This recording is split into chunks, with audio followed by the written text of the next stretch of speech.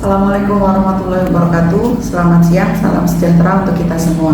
Perkenalkan, saya Ika Watistianingrum, Magister Keperawatan, merupakan dosen Prodi S1 Ilmu Keperawatan dan Nurse dari Universitas Bemada Selawi. Pada kesempatan kali ini saya akan menjelaskan mata kuliah yang saya ampuh, yaitu Keterampilan Dasar Keperawatan. Video ini dibuat dengan tujuan untuk memenuhi salah satu persyaratan sertifikasi dosen tahun 2024, yaitu pernyataan diri dosen dalam unjuk kerja Tridharma Perguruan Tinggi pada aspek pengajaran. Baik, saya akan mulai menjelaskan deskripsi singkat dari mata kuliah Keterampilan Dasar Keperawatan yang terdiri dari 3 SKS, yaitu 1 SKS teori dan 2 SKS praktek. Mata kuliah Keterampilan Dasar Keperawatan ini merupakan mata kuliah wajib untuk semester 1. Mata kuliah ini membahas tentang prosedur keperawatan yang menjadi dasar dalam praktek keperawatan yang mencakup pengukuran tanda vital, pengkajian keperawatan dan pemeriksaan fisik, pengendalian infeksi, dan prosedur pemberian medikasi. Pengalaman belajar dalam mata kuliah ini meliputi pembelajaran di kelas, laboratorium keperawatan, dan laboratorium klinik.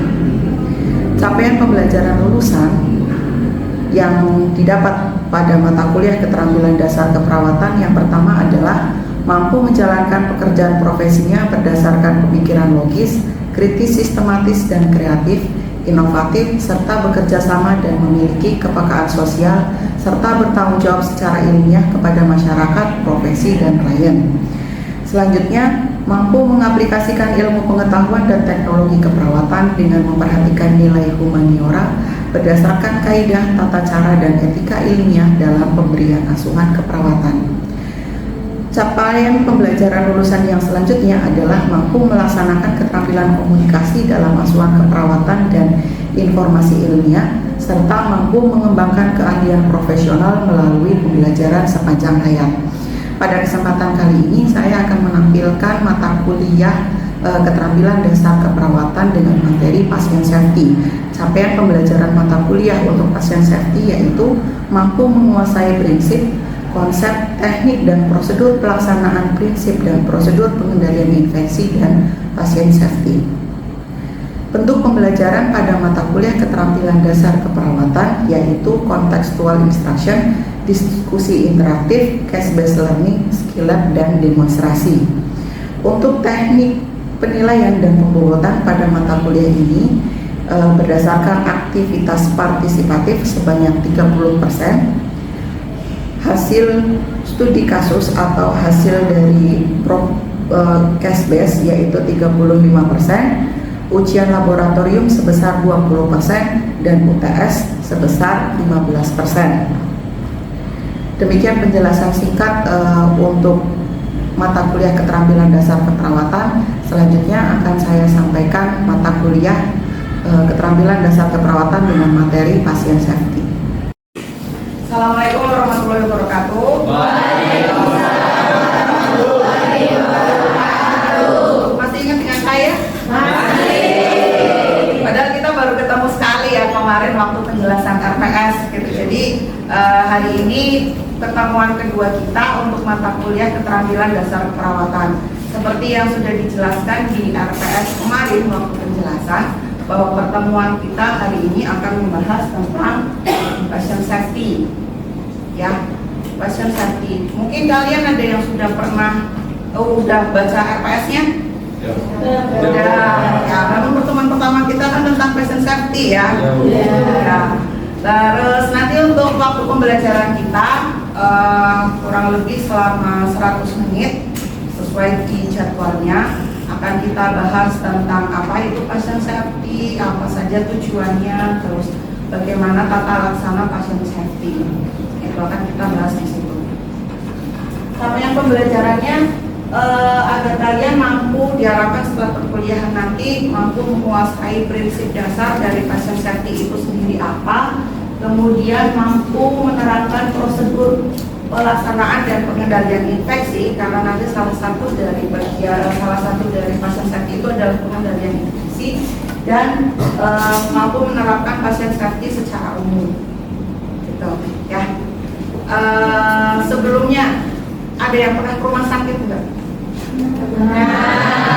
Ngapain di rumah sakit? Sakit duduk biar dokter ganteng. Ada yang pernah jadi pasien? Iya Mbak, ada cerita apa terkait jadi pasien di rumah sakit? Ditanya-tanya gitu nggak? Kalau mau melakukan tindakan itu sering diajak ngobrol dulu. Apa biasanya? Ditanya identitas, nama gitu ya. Terus kondisinya bagaimana? Siapa yang tanya itu? Perawat. Kalau dokternya sering tanya begitu nggak? Jarang. Jarang tanya. Kalau Pak dokternya jarang, karena Pak dokter biasanya datang sama perawat ya, didampingi perawat. Kalau yang lain ada yang punya ini pengalaman di rumah sakit, mau itu jadi pasien atau jadi keluarga pasien, pernah nganterin ke rumah sakit gitu? Pernah. Ada cerita apa di waktu nganter? Siapa yang sakit? Orang tua. Sedangkan nemenin cuma sampai poli ya. Nah kalau di poli sama nggak ditanyain identitas juga? Ditanyain bagaimana kondisinya, ada pakai gelang-gelang gitu, aksesoris apa? Enggak. Oh enggak. Nah itu ada perbedaan. Kalau dari yang sebelah sini ada yang mau cerita pernah di rumah sakit selain parkir dan yang dokter datang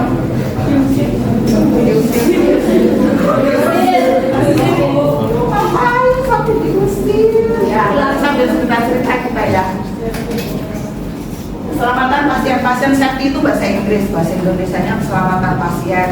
Nah kayaknya kalau bahasa Inggris bahasa Indonesia mudah lah ya. Tapi apa itu? Kira-kira apa keselamatan pasien? Ya biar pasiennya selamat gitu ya.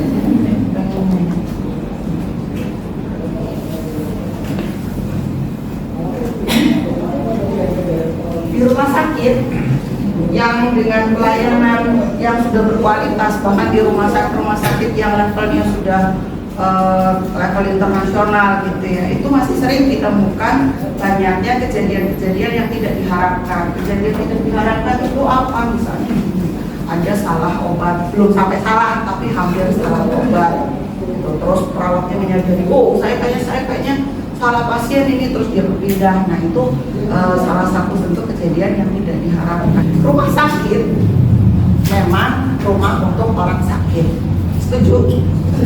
Tapi ternyata yang ada di rumah sakit bukan orang sakit, kuman-kuman penyebab penyakit pun ada di situ.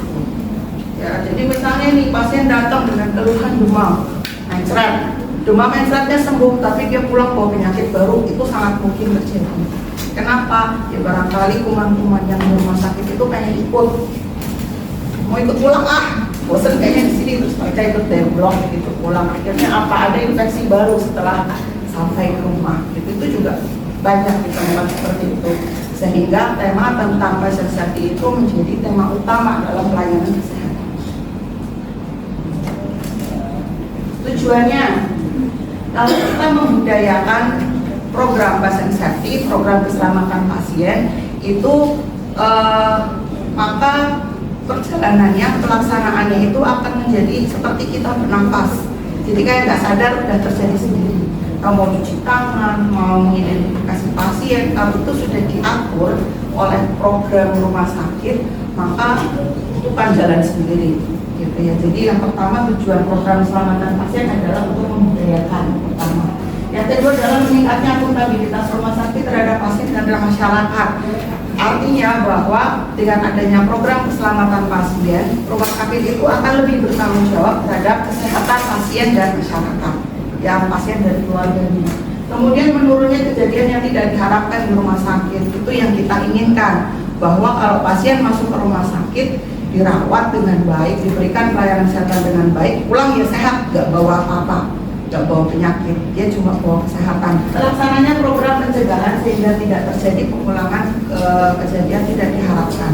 Ada perbedaan paradigma, ada perbedaan pandangan terhadap masalah yang ada di rumah sakit.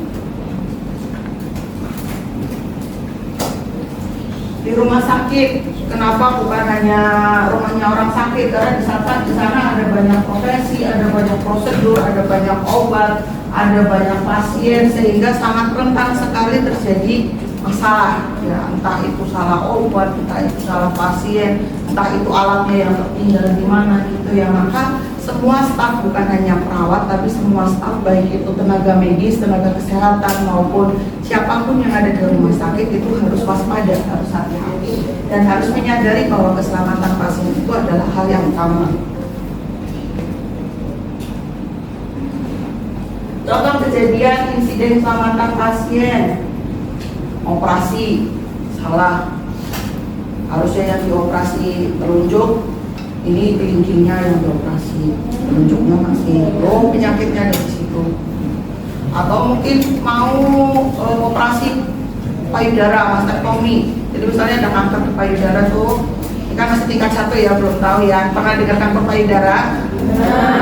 Itu kan ada benjolan di payudaranya. Nah, misalnya yang mau dioperasi itu payudara kanan, tapi karena salah identifikasi, maka payudara sebelah kiri yang diambil, itulah jadinya kan posisinya agak tidak enak juga. Kemudian salah pemberian jenis obat, ada beberapa obat yang bungkusnya sama, penyebutannya juga namanya hampir sama juga ya. Nanti akan banyak dibaca di pelajaran farmakologi. Salah tindakan dan tertinggal alat dalam tubuh. Contoh, ini contoh aja salah satunya. Ada yang lagi operasi, ternyata guntingnya tertinggal di dalam. Kok bisa gunting segede itu ketinggalan? Apa yang punya nggak menarik, gitu ya? Ini contoh aja. Nah, ini yang tadi saya bilang ada perubahan paradigma. Kalau paradigma lama itu menyalahkan, kalau ada kayak gitu tuh langsung di blow up media, salah siapa ini yang mau ini siapa ini salahnya gitu. Tapi kalau sekarang enggak. Sekarang adalah kita belajar dari kesalahan. Kenapa bisa seperti itu? Oh, ada prosedur yang terlewat. Prosedur apa sih? Itu yang harus dikaji. Akar masalahnya yang utama adalah komunikasi. Jadi komunikasi antar pegawai, komunikasi verbal non verbal, komunikasi lewat dokumentasi itu harus diperhatikan. Ya. Ada 6 dari WHO. Ada 6 sasaran keselamatan pasien atau international patient safety goals. Yang pertama itu adalah ketepatan identifikasi pasien. Nah, di ketepatan identifikasi pasien itu artinya kita harus memastikan bahwa pasiennya benar yang mau kita lakukan tindakan. Dengan cara apa? Yaitu bertanya nama dan tanggal lahir. Contoh pertanyaannya bagaimana seperti ini. Mbak, bisa bantu sebutkan namanya Mbak siapa? Mbak Maulida, nama lengkap? Rizkiana Maulida, tanggal lahirnya 6 Juli 2003. Jadi itu pertanyaannya, pertanyaan terbuka. Kalau pasiennya tidur, langsung kita lakukan tindakan? Tidak. Enggak langsung, Mbak Maulida, enggak. Kalau bertanya tentang nama, itu pertanyaannya harus pertanyaan terbuka. Pak, Mbak sebutkan namanya siapa? Kenapa? Karena kalau orang bangun tidur itu gelagapan. Dia ditanya, Mbak Maulida nih ya, bangun tidur saya bangun. Mbak, namanya Mbak Anastasia bukan? Pasti dia jawab iya. Padahal aku enggak. Coba ya dari Rizkiana Maulida sampai ke Anastasia itu jawab. Tapi dia pasti akan jawab iya. Gitu. Kenapa? Karena bangun tidur. Maka minta pasien untuk menyebutkan nama dan tanggal lahirnya. Kalau pasiennya bingung, gimana? Kita lihat di gelang identitas. Semua pasien pasti menggunakan gelang identitas. Ya. Pernah lihat gelang identitas pasien? Ya, yang ke rumah sakit pernah. Mungkin yang belum pernah ke rumah sakit nggak tahu ya. Jadi ada macam-macamnya. Pertama adalah gelang warna biru. Gelang warna biru itu mengindikasikan pasiennya laki-laki. Gelang pink pasiennya perempuan. Terus ada lagi gelang untuk alergi warnanya merah. Terus untuk resiko jatuh warnanya kuning. Nanti untuk pasien-pasien yang DNR warnanya ungu. DNR itu artinya do not resuscitate. Jadi pasien-pasien yang kalau nanti henti napas di jantung itu sudah disetujui, nggak usah diberikan obat. Jadi tinggal didampingi saja. itu yaitu kalau pakai gelang ungu. Tapi kalau nggak ada gelang ungu berarti kita harus usahakan pasien itu agar kembali, gitu, agar bisa bernafas spontan. Itu untuk identifikasi pasien yang membutuhkan. Terus ada lagi yang kedua yaitu peningkatan komunikasi yang efektif. Peningkatan komunikasi yang efektif itu bisa menggunakan teknik SBAR, situation, background, assessment, dan rekomendasi. Itu nanti lebih jauh akan dipelajari di mata kuliah komunikasi dalam keperawatan. Ya. Intinya adalah pada saat kalian mendapatkan instruksi harus diulang lagi. Perkenalkan diri dulu, nama kalian siapa, gambarkan situasi yang akan dilaporkan bagaimana, terus kesimpulannya pasien kondisinya bagaimana, kemudian rekomendasi dari perawat apa, gitu ya. Terus ada lagi peningkatan keamanan obat yang perlu diwaspadai. Nah ini hati-hati terhadap obat-obat lasa, lookalike, sounds like, artinya dilihat hampir sama, didengar pun hampir sama, suaranya mirip-mirip. Nanti kalau kalian di rumah sakit akan lebih banyak tahu, ya mirip-mirip. Jadi harus benar-benar dibaca nih labelnya namanya apa. Kemudian kepastian tempat lokasi, tempat prosedur, dan tempat pasien operasi. Itu kalau kalian jadi perawat di ruang bedah dan di IPS, instalasi bedah sentral, itu kalian akan melakukan ini, di mana sebelum pasien dioperasi, pasien masih sadar, itu diwawancara dulu. Pak yang sakit bagian mana, yang mau dioperasi di sebelah mana. Terus kemudian ditandai pakai spidol yang tidak bisa hilang dengan air, tapi hilangnya dengan apa? Dengan waktu. Seiring berjalannya waktu akan menghilang seperti kenangan. Pengurangan risiko infeksi terkait pelayanan kesehatan. Nah ini nih yang sering dibahas, yang jadi apa namanya, yang booming banget. Cuci tangan, udah bisa cuci tangan belum? Ya kalau yang belum, yang aneh minimal cuci tangan di bawah keran kan ya cuci tangan. Butuh kan ada cuci tangannya dulu. Tapi ini nggak kayak gitu. Cuci tangannya itu nggak semudah itu, ya nggak semudah sekedar basah kemudian ada busa-busa gelembungnya. Nah, kita harus ada 6 langkah cuci tangannya. Pertama, bareng-bareng semuanya diikuti. Pertama adalah telapak dulu nih, telapak diginiin, diratakan sabunnya ya. Terus setelah itu bagian punggung, sela-sela. Ya, Bu Ika lihat-lihat.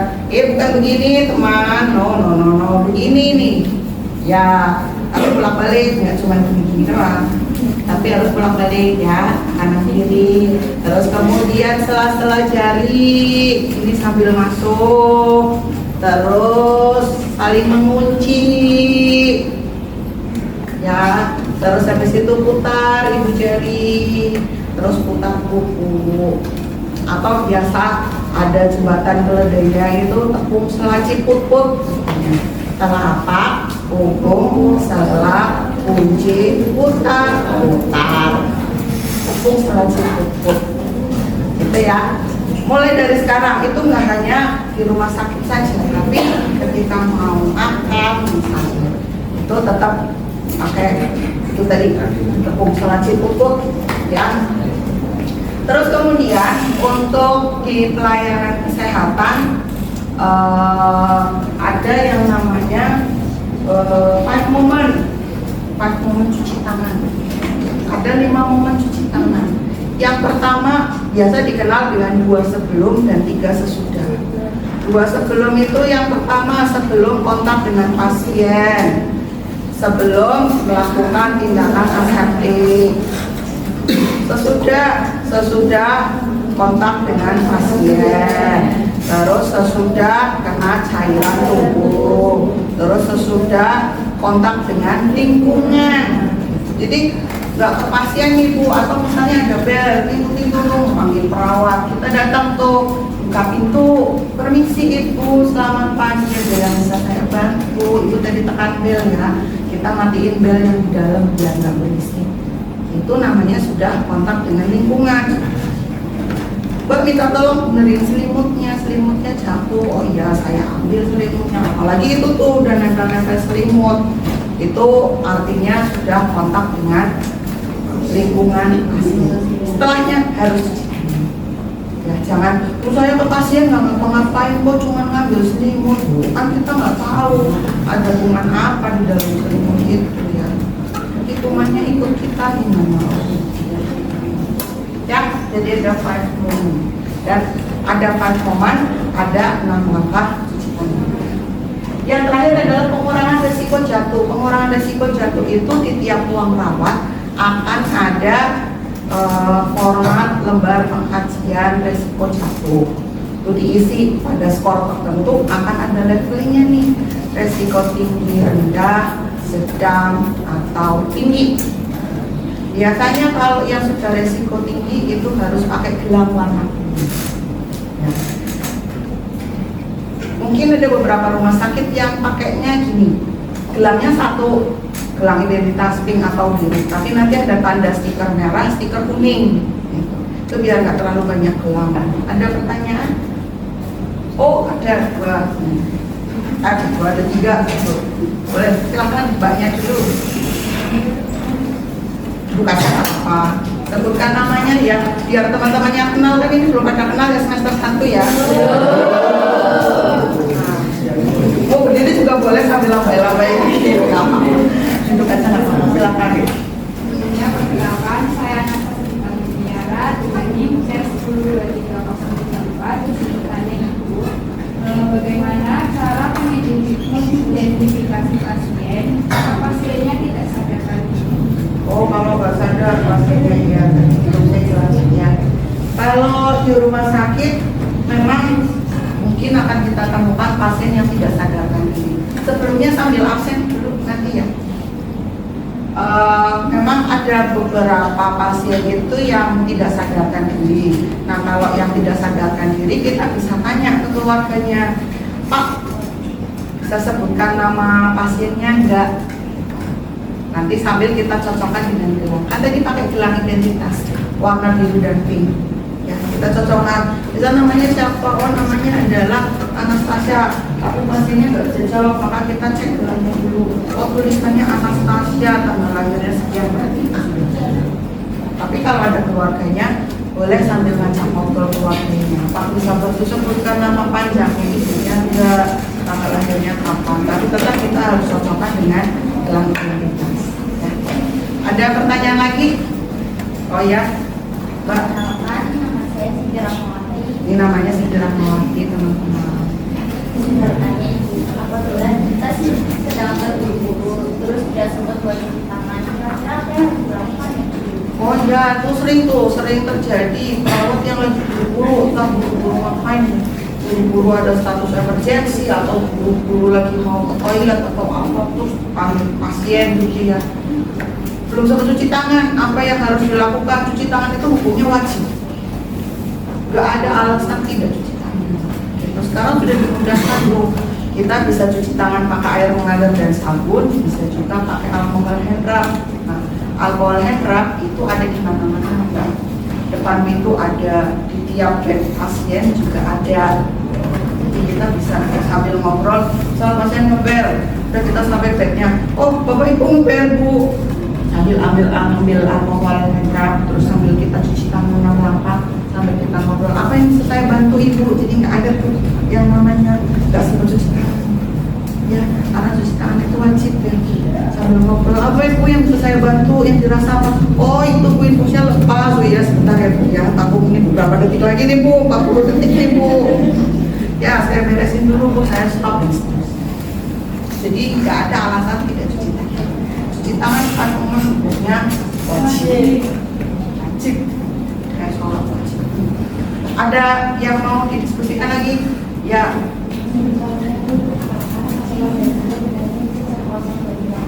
Kalau ada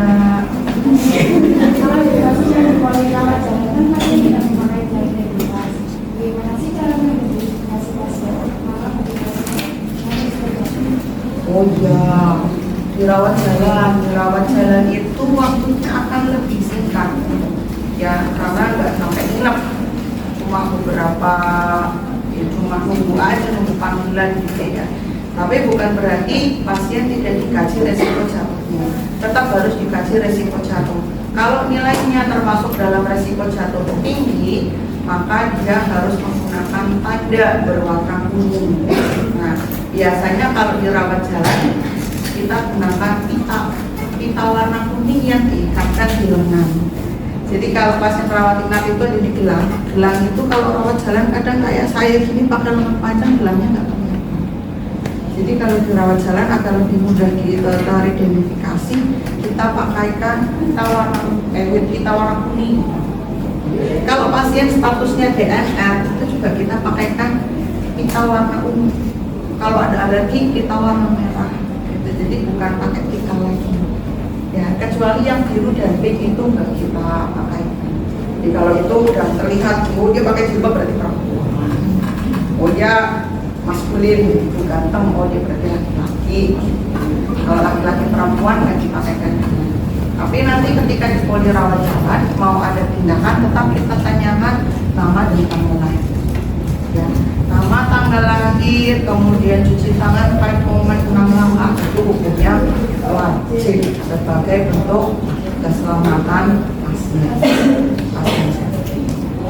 Gitu, ya. Ada pertanyaan lagi? Nggak ada ya? Udah. Kalau nggak ada, Bu Ika sekarang yang tanya nih. Ayo coba, karena Bu Ika mau tanya yang wajib-wajib saja.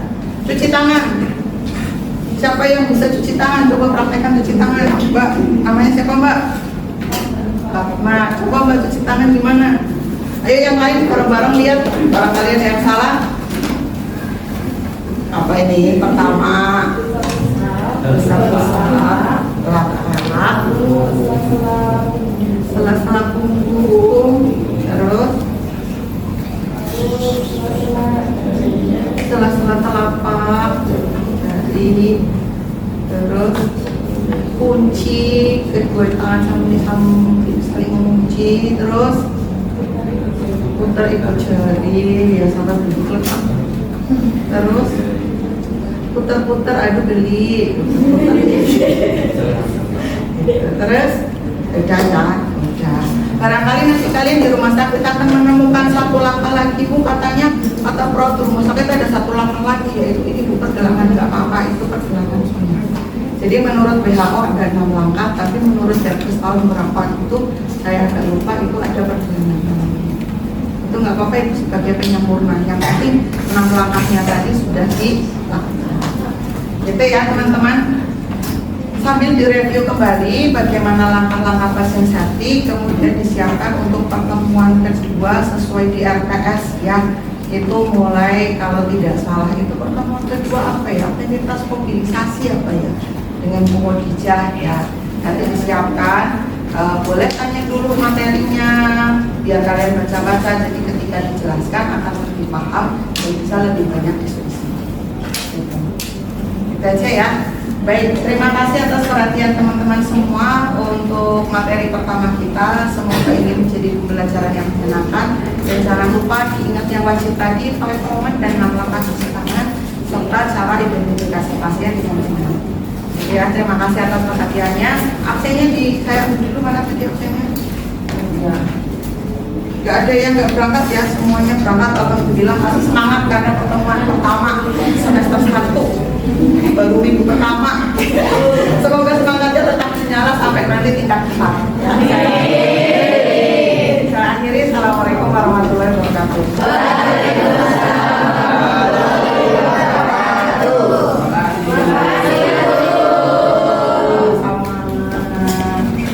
Demikian deskripsi singkat serta cuplikan proses pembelajaran dari mata kuliah keterampilan dasar keperawatan yang saya ampu.